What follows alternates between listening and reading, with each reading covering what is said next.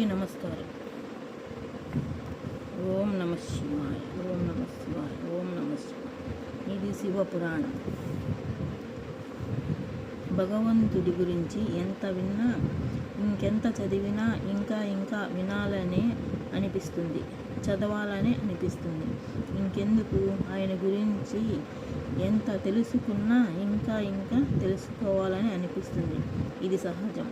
సముద్రం లోతుల ఆయన ఒక పట్టాన ఎవరికి అంత తేలిగ్గా అంతుపట్టడు.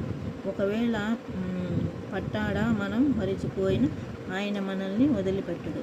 ఇది భగవంతుడి చిత్రం. ఎప్పుడు కనికరిస్తాడో తెలియదు, ఎప్పుడు అనుగ్రహిస్తాడో అంతకన్నా తెలియదు. మంచి చేద్దామని వచ్చిన మన్మధుణ్ణి మసి చేసి వదిలిపెట్టాడు. పరీక్షిద్దామని వరం కోరిన వాడిని అనుగ్రహించి ఆపదల్లో చిక్కుకున్నాడు. అసలు రూపమే లేదంటాడు, అంతలోనే అన్ని రూపాలు నావే అంటాడు. ఇది పరమేశ్వరుడి లీలా విలాసం. అటువంటి పరమేశ్వరుని విలాసాన్ని, వైభోగాన్ని, వైశిష్ట్యాన్ని తెలిపేదే ఈ శివపురాణం. పరమ విశిష్టమైన, పునీతమైన ఈ భారతదేశంలో ప్రతి అణువు ఎంతో పవిత్రమైనదే. అందులోనూ బదరీ కావటం అత్యంత పవిత్రమైనది. ఎందుకంటే ఎందరో మునీశ్వరులు, మహాయోగులు పాదస్పర్శతో పులకించిపోయినది ప్రాంతం. అందులోనూ సాక్షాత్ నారాయణులు తపస్సు చేసిన పావనమైనది స్థలం. అందుకే దీనికి ఇంత ప్రాధాన్యత వచ్చింది. ఇటువంటి స్థలంలో మహర్షులంతా కలిసి ఒక గొప్ప యాగాన్ని చేయాలని సంకల్పిస్తారు. మహానుభావులు తలుచుకుంటే కాని పని అంటూ ఏముంటుంది. అంతే, తక్షణమే యాగానికి కావలసిన సంబరాలన్నీ సమకూరిపోయాయి. మనం అనుకున్న సంకల్పం మంచిదైతే అది తప్పకుండా సిద్ధిస్తుంది. ఒకవేళ నిజంగా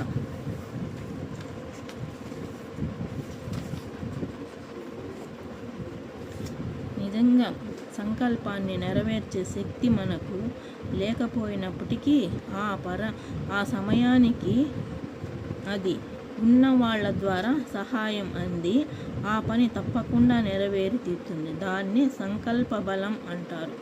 అలా ఈ మహానుభావులంతా కలిసి యాగం చేయాలని అనుకున్నదే తడువుగా ఆ ప్రాంతానికి మునుల్లోకెల్లా శ్రేష్ఠుడైన సూత మహాముని అక్కడకు వస్తాడు.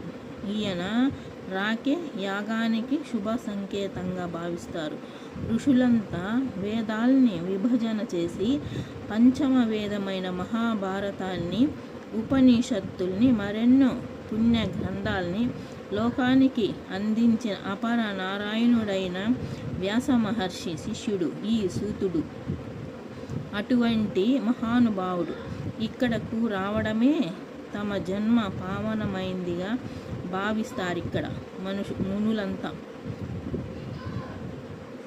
మునీశ్వరులంతా కలిసి ఆ సూత మహామునికి అతిథి సత్కార్యాలు, ఆర్ఘ్య పాద్యాదులను భక్తి శ్రద్ధలతో సమర్పించి పూజిస్తారు. అందుకు ఎంతగానో సంతోషించిన ఆ సూతుడు వారందరినీ మనఃపూర్వకంగా ఆశీర్వదిస్తాడు.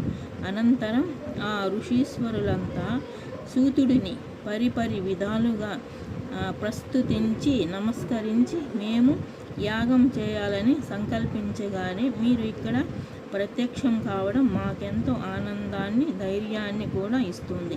మీ దయ వల్లనే మేము ఇంతవరకు అనేక పురాణాలను విని మా శ్రవణాలను, మనస్సుని కూడా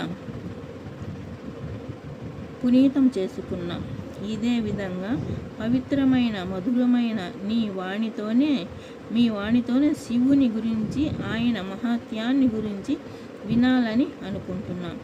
ఈ సమయం కోసం ఎంతకాలం నుంచో ఎదురు చూస్తున్నాము. మా భాగ్య వశాన్ని బట్టి ఇప్పటికీ మీ రాకతో ఆ శుభగడియ వచ్చినట్లయింది. కాబట్టి మా యందు కనికరించి ఆ కథలను మాకు చెప్పి మమ్ము తరింపచేయండి అంటూ ప్రార్థిస్తారు.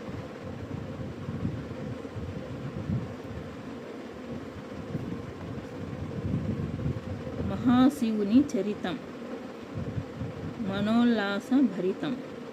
మునులంతా కలిసి చేసిన ఆ వినమ్ర పూర్వకమైన ఆర్తింపునకు సూత మౌనీంద్రుడు ఎంతగానో సంతోషించాడు. ముని శ్రేష్ఠులారా, మీరు సామాన్యులు కాదు. ప్రతి నిమిషం భగవతారాధనలో తనువు మనస్సులను విలీనం చేసిన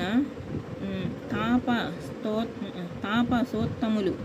మీరు నియమ నిష్టలతో కూడిన సదాచార సంపన్నులు, సచ్చీలు. నిస్వార్థ చింతనతో మీరు ఏది చేసినా ఏది కోరినా అది లోక కళ్యాణం కోసమే అవుతుంది. కాబట్టి మీలాంటి అభిలాష గల వారికి చెప్పగలడనడం కూడా ఒక విశేషమే. ఆ భాగ్యము నాకు మీ వల్లనే ఎప్పుడు కలుగుతూ వస్తుంది. ఇప్పుడు మళ్ళీ ఈ అవకాశం రావడం నా పూర్వజన్మ విశేషమే. కాబట్టి నేను కూడా ధన్యుణ్ణే అన్నాడు సూతుడు మరింత భక్తి భావనతో. మళ్ళీ సూత మహర్షి, ఇంత సౌమ్యంగా నన్ను చెప్పండని అర్థించడంలోనే మీరెంత ఉన్నత చరితులో అర్థం అవుతుంది. అయినా మీరు కోరిన కోరిక సామాన్యమైనది కాదు. ఆది పురుషుడైన పరమేశ్వరి గురించి ఎంత చెప్పినా ఇంకా ఎంతో కొంత మిగిలే ఉంటుంది. చెప్పిన తరువాత అంతా తెలిసినట్టే ఉంటుంది. కానీ ఆలోచిస్తే ఇంకా తెలుసుకోవలసింది ఎంతో ఉందన్న విషయం ఆశ్చర్యాన్నే కాదు, అభిలాషను రేకెత్తిస్తుంది.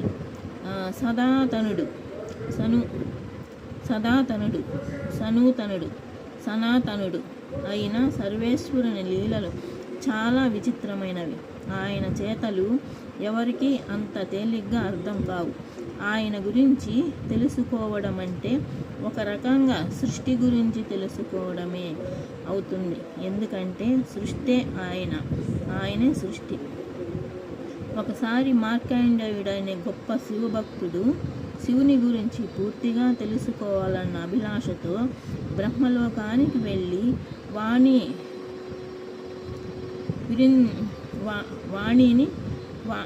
వాణి విరించిలకు భక్తితో నమస్కారం చేసి, విధాత నాకు పరమేశ్వరి గురించి, ఆయన మహత్యాన్ని గురించి కూలంకషంగా తెలియచేసి ధన్యుణ్ణి చెయ్యి అంటూ ప్రార్థిస్తాడు. అందుక బ్రహ్మ, నాయన, శివుడి గురించి తెలుసుకోవాలంటే నాకంటే బాగా కేశవుడికే తెలుసు. కాబట్టి నీవు వైకుంఠానికి వెళ్ళి నారాయణుడిని అర్థించు అని చెబుతాడు. బ్రహ్మ చెప్పిన మేరకు మార్కండేయుడు సరాసరి వైకుంఠానికి చేరుకుంటాడు. అక్కడ శేషతల్పంపై లక్ష్మీదేవి పాదాలు ఒత్తుచుండగా శయన రూపంలో ఉన్న మహావిష్ణువుని చూసి చేతులు జోడించి వివిధ రకాలుగా ప్రార్థనలు చేస్తాడు మార్కండేయుడు. ఆ స్తోత్రానికి పరవశుడైన శ్రీహరి, మార్కండేయ, నీవు వచ్చిన పని చాలా విశిష్టమైనది.